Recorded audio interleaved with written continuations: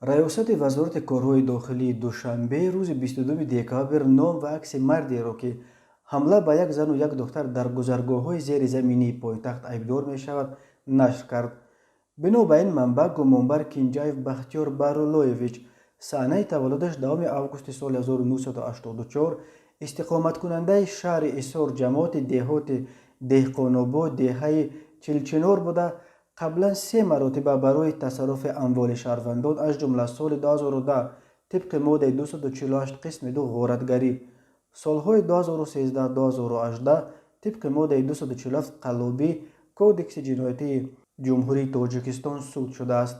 раёсати вазорати корҳои дохилии Душанбе гуфт рӯзи 13 декабр ӯ дар гузаргоҳи зеризаминии маҳаллаи 82 телефони як духтари 17-соларо ба зӯрӣ кашида гирифта рӯзи 19 декабр бо ҳадафи тасарруфи ҷуздон дар гузаргоҳи зеризаминии кӯчаи Исмоилӣ Сомонӣ ба як зани 39 сола ҳамла кардааст. видеои ин ҷабридидаро рӯзи 19 декабр як фаъоли тоҷик Зулия Раҳматова нашр кард.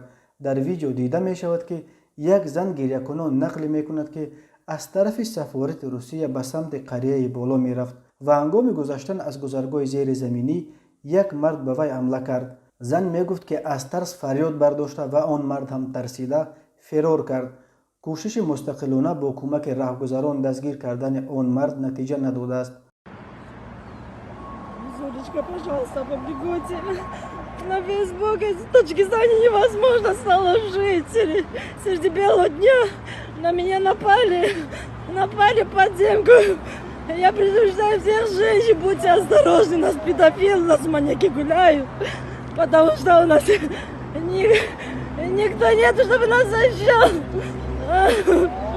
Пожалуйста, сейчас я иду в отдел сыну.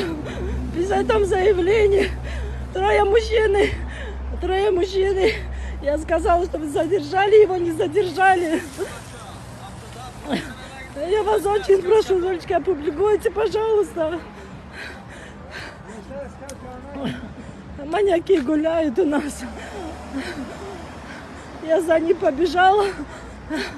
Он побежал, я за ним побежала. Я попросила, там ребята были напротив, а я попросила их задержать его. Но они его отпустили, видите, как у нас нету никакого защиты здесь. Как здесь можно выразить своих детей? Опасно стало.